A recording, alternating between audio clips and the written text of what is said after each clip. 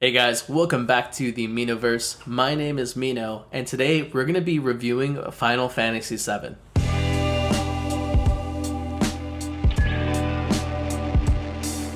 So before we get started, if you guys have not already subscribed, first off, shame on you. I post new videos every single week, and they're pretty entertaining. Definitely subscribe. If you guys are into some of these gaming videos, I actually did another one not too long ago where I reviewed Call of Duty Warzone. I'm going to put it in a link right up here. You should definitely go check that out. Let's get into it. Final Fantasy VII has been a game that a ton of people have been waiting for, myself included. Actually, on release day, 9 p.m. here in Washington, I was watching the countdown to be able to play the game, and I think I played for like 7 hours straight. It was ridiculous. It was a little bit of a blur. But for those of you who aren't convinced that you need to play this game, I'm gonna do a review for you. I'm actually gonna break down some of the elements that came across the game that really impressed me, and a little bit of the bad stuff too. So let's jump into it. All right, first things first. When you start the game, you are brought into this very familiar world. You'll actually see a cutscene that is pretty awesome because it's right in line with what the original game looked like. So you see Aerith holding the flower, looking up, almost in sorrow. I'm not even kidding, that hurt me when I saw that. And then you zoom right back out, right? This is a very iconic scene because in the original game, you got this. You got to see all of the reactors as they surrounded the main Shinra headquarters. And then of course you see the helicopters flying through. I'm not gonna lie, when I saw this, I got chills. Even though you had seen this before in like the gameplay trailers they had released, it's different when you know that you're gonna be in control of the game. Let's take a moment just to marvel. It was so good. And then of course you're brought into the very, very iconic starting scene in which you're on the train. You guys are heading into reactor, I think it's number 8 that you're bombing. I could be wrong about that. Nobody at me. But here's what I really appreciate. They take a lot of time to really embellish the gameplay here, because instead of jumping out and starting to fight immediately like you do in the original game, you get a little bit of this like complexity to the story. You get context. You have these 2 soldiers that are waiting. One of them disappears while they're doing their rounds. And then you see this really great interplay between Jesse and Biggs, which I thought was amazing. I was so stoked when I saw this. And that actually brings me into the next point, the graphics. This game is so graphically well done. As a matter of fact, it's sometimes hard to tell between cutscene and actual gameplay. Right, so finally Cloud makes an appearance. One thing that I do note that a lot of people have talked about before is how well done the armor and weapons are. As a matter of fact, when you're looking at the weapons itself, you might notice that there's materia slots that become very apparent. And every time you swap out new materia, you'll actually see those materia start to show up. Like I was saying before, it's really hard to determine what's a cutscene and what's gameplay graphically. But this is so impressive to me because I remember in the original game, I was super stoked to see the cinematic cutscenes because that looked really, really good to me. It's so stinking well done. Like the detail from the environment that you get to explore to the equipment that Jesse, Biggs, and Wegs use. Even the sleeve that you see on Barrett's arm is pretty fantastic. One of the things that helps to drive the story along is the music that plays in the background. After you're finished fighting the Scorpion mech, you have to escape. The music that plays in the background gives you this sense of urgency. That coupled with the timer lets you know, like, yeah, you should probably continue to get moving. The compositions are so incredibly done on this. As a matter of fact, let's just take a moment and listen to one of the songs for a second.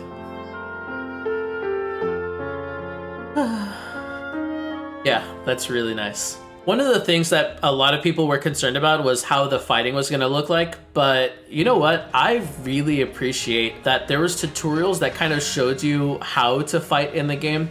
You can switch between 2 different styles between Punisher and Operator. Operator allows you to move really quickly, while Punisher is a little bit more slow but deals extra damage to your opponents. You still have your ATB meters that allow you to use abilities like Braver and Focused Slash, I believe it's called. And you can also use spells and items. You also have your limit bar, but the limit bar takes a little bit more time to fill up, it seems like. And while fighting by yourself is really great, It's always better when you're fighting with a team because then you start to use strategy, like getting Barrett to cast Thunder on the Scorpion mech, for example, and then switching over to Cloud to deal some really heavy damage.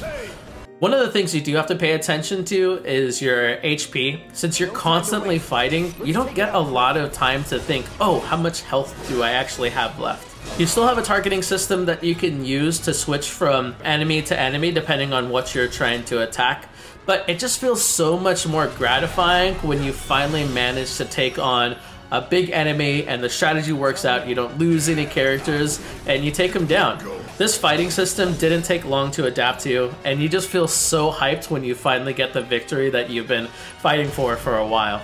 So outside of the fighting, one of the big things for most people is the storyline. How is Square Enix gonna keep true to the original story?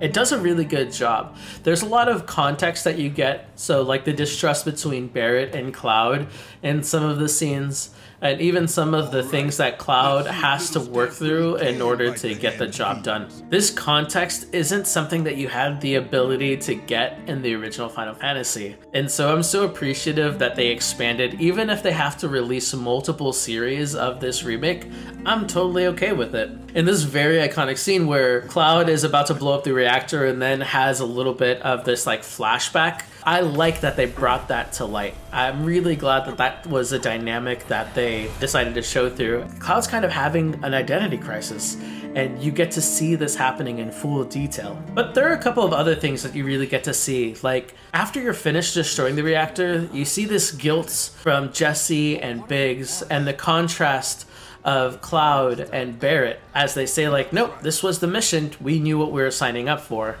And there's this other part that's really, really triumphant for me, and it's where Barrett is giving this speech of how they're saving the planet and all the work that they're doing was worth it. Y'all gotta look at the bigger picture here. Nothing worth fighting for was ever won without sacrifice.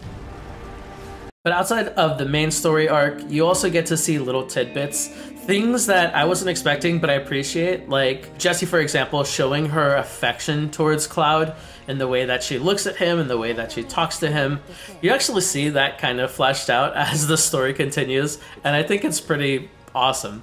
Again, wasn't anticipated, but I think it's a pretty good addition to the story. Another thing that really drives the story forward, because I like the idea of small elements like this, is the NPC characters. As you run around NPC characters, you'll actually get to see their dialogue. Some of them are going to be scared and worried, and they have some of the same concerns that, honestly, we might have right now. It's so strange to see the emotions of the people in the story start to come out. Some of them having fear or anger. It's really incredible. Another thing that you'll really see is that the NPCs also get cutscenes of their own. Like, this is a pretty iconic scene where the Shinra manager is on the train as the crew is heading back to Sector 7, and Barrett is actually sticking up for what he believes in.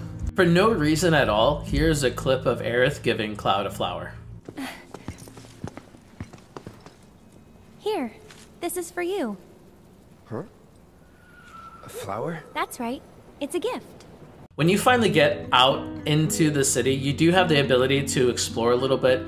You can find things like chests and material on the floor. You can destroy boxes to get potions and to raise up your MP.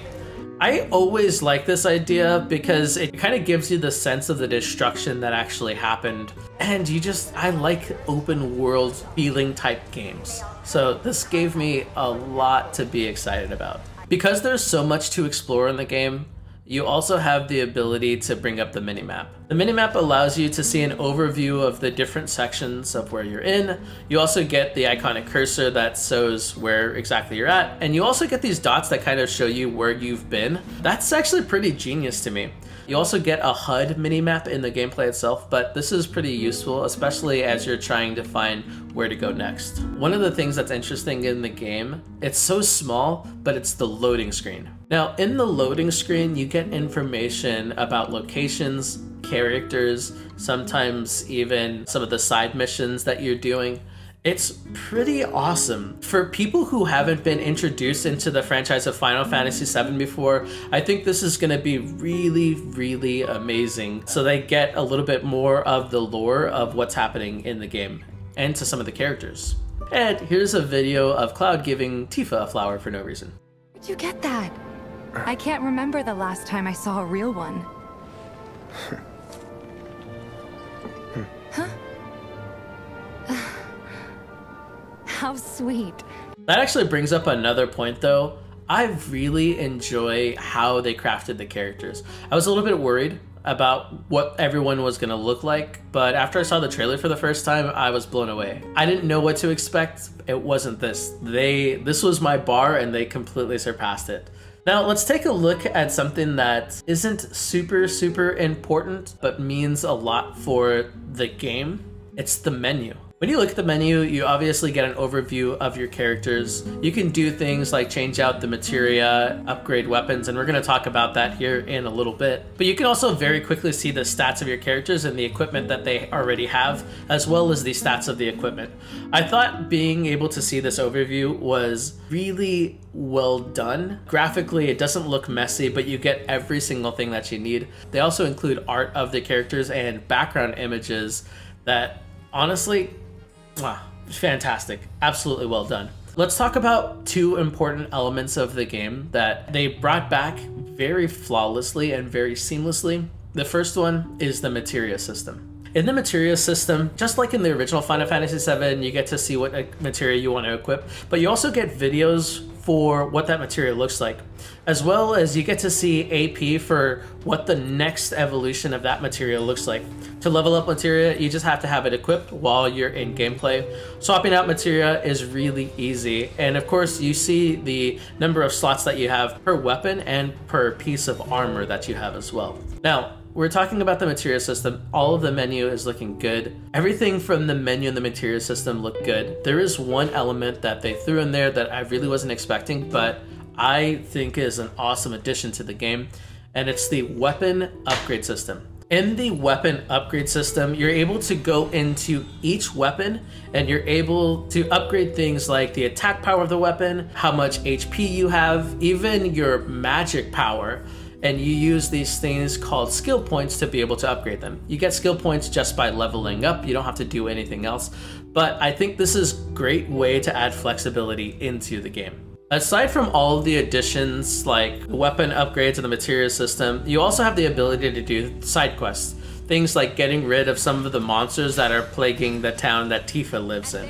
I love this idea because I'm a grinder. I like leveling up my weapons. I love leveling up my characters, and having these side quests allow you to do both of these things. As you complete side quests, one of the things that you'll note is that the NPC's disposition towards you will actually change. So if they were angry at you before, guess what? You now become the hero of the town, and you get to see that fleshed out. Another small element of the game that I think is worth talking about is the shopping experience. Shopping in the game is like you've seen in every other RPG. You go to the shop, you have the ability to buy items, materia, weapons, accessories. I just think that it looks a lot cleaner, and you also get more information about the item when you are in the shopping display.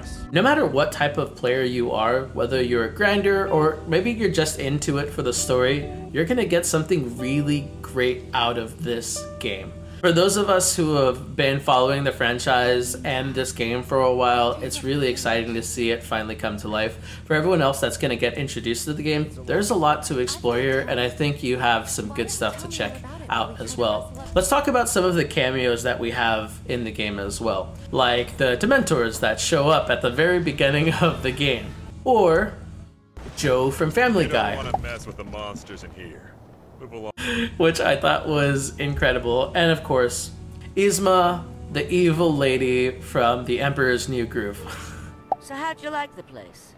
Incredible. You from up on? Not every game has just good stuff. There's going to be some bad stuff, of course, and I want to talk about some of that bad stuff.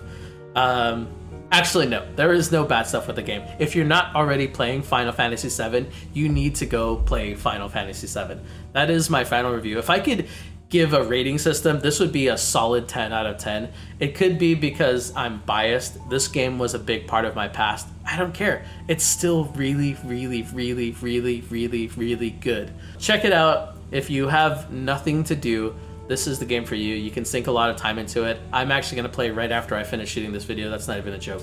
Guys, this is it. That is the video.